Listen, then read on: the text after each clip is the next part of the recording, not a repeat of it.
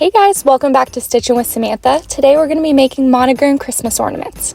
Everything I'm going to be showing you today is from my Christmas ornament kit on Etsy. The kit comes with personalized letter patterns. It sticks on your project and washes off with water. I also have a digital version available in my shop, and I have a printing tutorial on my YouTube channel. The fabric included in my kit is Kona Cotton White. Look for cotton fabrics with a tight weave that don't have a lot of stretch, and I double up and use 2 layers of fabric. For thread, I recommend DMC embroidery thread. Here I'm using 938, 498, and white. My digital and physical patterns are sized for a 3-inch embroidery hoop. You can find these at most craft stores. My kits include a 3-inch hoop, but the pattern fits perfectly on it and it's a good ornament size. My kits also include beads. The green is a seed bead. It is a translucent green, size 11-0. And the other is opaque red, size 6-0. Both can be found at your local craft store. For this project, we're going to be using a size 8 embroidery needle for putting the beads on the hoop, and then a size 5 embroidery needle for the stitching.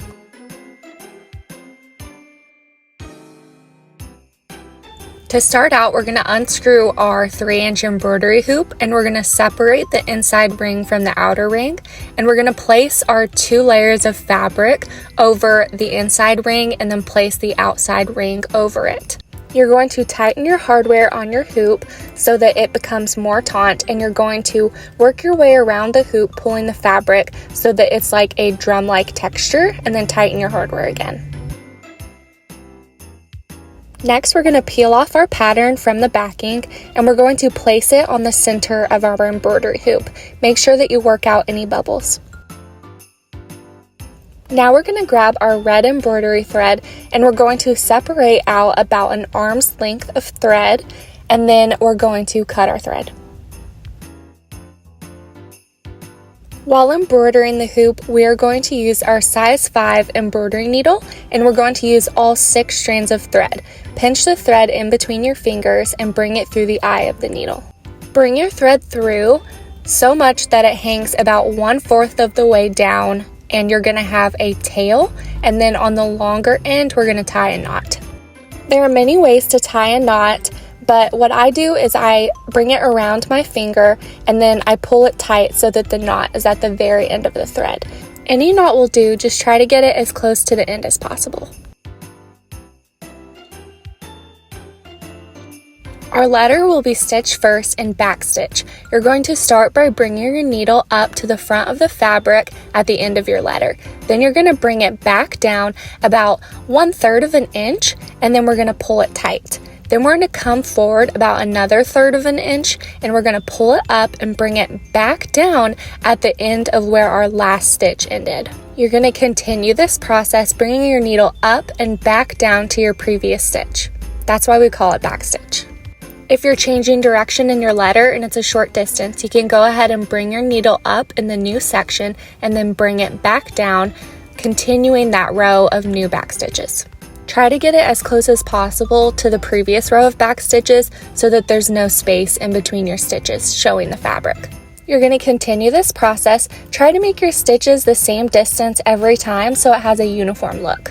Once again, if you change directions, you're just going to bring your needle up in the new section and begin your new line of back stitches.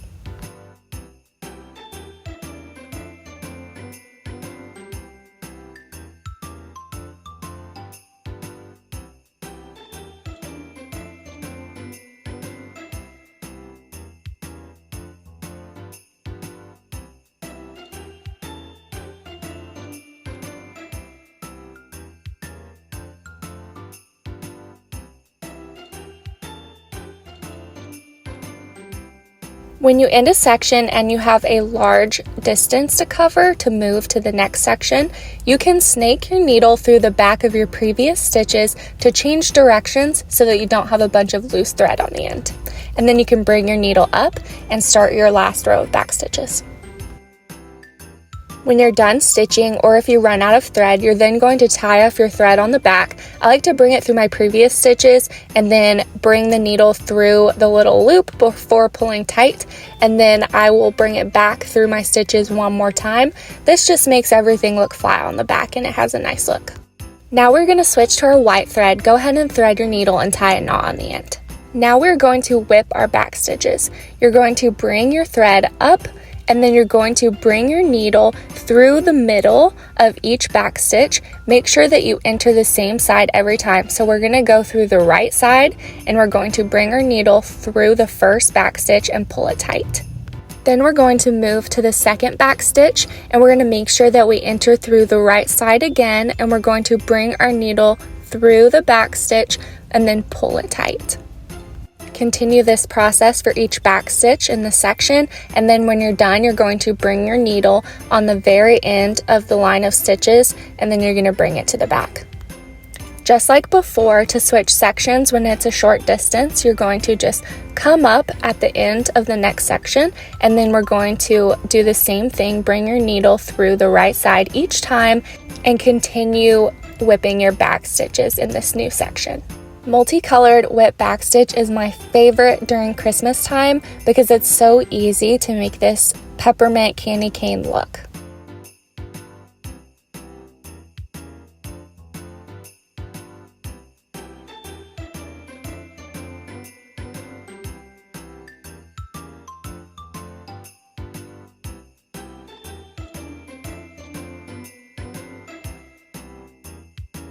When you're done whipping all your back stitches, you're going to take your needle through the last back stitch and then bring your needle back down at the end of that row. We're going to tie off our thread, and we're going to transition to the green thread and stitch the wreath. The circle of the wreath will be stitched first in stem stitch. You're going to bring your needle up and you're going to hold your thread with your non-dominant hand. With your other hand, you're going to bring your needle down about 1/3 of an inch, and then don't pull it tight completely, pause, and we're going to bring our needle up in the middle of this stitch.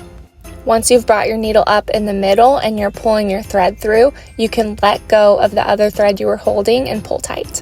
Then we're going to move forward another 1/3 of an inch, bring our needle down, and then hold that thread again, and then come up in the middle once again, and it's going to be at the end of your previous stitch. And then pull your thread tight. You're going to repeat this process every time. Bring your needle down, hold that thread, and then pull your needle up in the middle of the stitch. To end the circle, you're going to place your last stem stitch, and then you're going to bring your needle down in the middle of a stitch. Now we're going to stitch the leaves in Lazy Daisy. To stitch a Lazy Daisy stitch, you're going to bring your needle up and then back down in the same exact point that you entered. Don't pull your thread all the way through. You're going to have a little loop, and then you're going to bring your needle up at the end of the leaf in the middle of the loop. Bring your needle up through the middle of the loop, and then you're going to pull it tight, and this stitch will catch the loop. And then to secure this loop in place, we're going to bring our needle on the outside of our loop. Make sure that it's on the outside and bring your needle down to the back of the fabric. Continue making Lazy Daisy stitches for each leaf of the wreath. Bring your needle down in the same point, bring your needle up through the middle of the loop, and then bring your needle back down on the outside to secure the loop. For the stem of the berries, you're going to bring your needle up and then back down, making a straight stitch for the stem. Continue using these 2 stitches to form every leaf and stem on the wreath. When you tie off the back of the wreath, you may want to do a different process because it's going to be closer to the edge and it's going to be hard to sneak your needle through the stitches. So I like to form a loop and then hold the thread with my finger, pulling it tight. You could also separate your strands and tie a knot that way, if that's easier for you.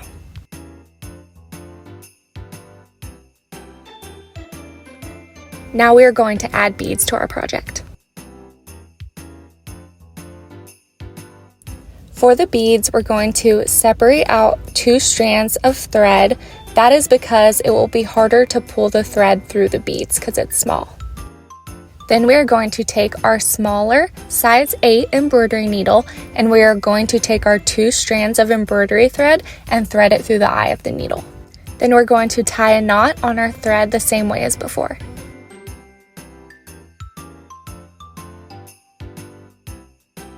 To stitch on a bead, we are going to bring our needle and thread up, and then we are going to place our bead through the eye of the needle.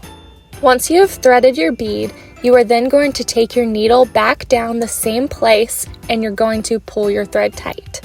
When you stitch on the beads for the berries, you're going to do the same process, but you're going to switch to the red thread so that it blends in with the red beads. Once you are done adding beads, you're going to tie off your thread, cut it, and then we're going to remove the fabric from our hoop and wash off the stabilizer. To wash off the stabilizer, you're first going to soak your project in warm water. Make sure that it's running water from a faucet, and once we have rinsed it, we're going to put some mild dish soap on our hands and we're going to rub our hands in the dish soap into the stitches. Make sure that you rub under all of your stitches and make sure that all of the stabilizer is washed off. Now we're going to lay it out to dry and come back. Once our fabric is dry, it's time to back our embroidery hoop. You can either back it as is with your stitches showing, which I think is a lovely way to do it, showing your hard work, or you can also grab a patterned fabric to add to the back. I chose this little Yoda fabric because it's going to my brother and sister-in-law and he really loves Star Wars. Make sure to tighten your hoop as much as you can, like we did before we stitch. You're going to pull the fabric and make sure that there's no wrinkles in your project. You want it as tight as possible so it doesn't look like your stitches are puckering.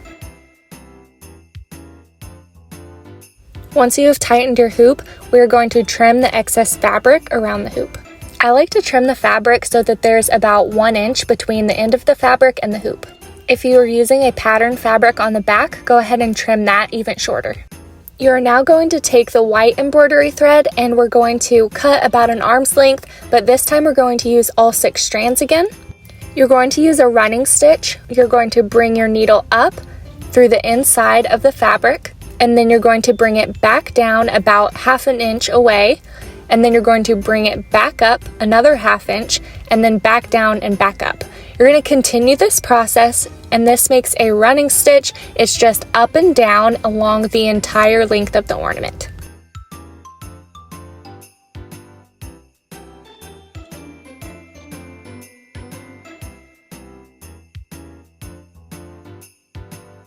When you come to the place that you started your running stitch, we're going to bring our needle up, and then we are going to pull the fabric tight.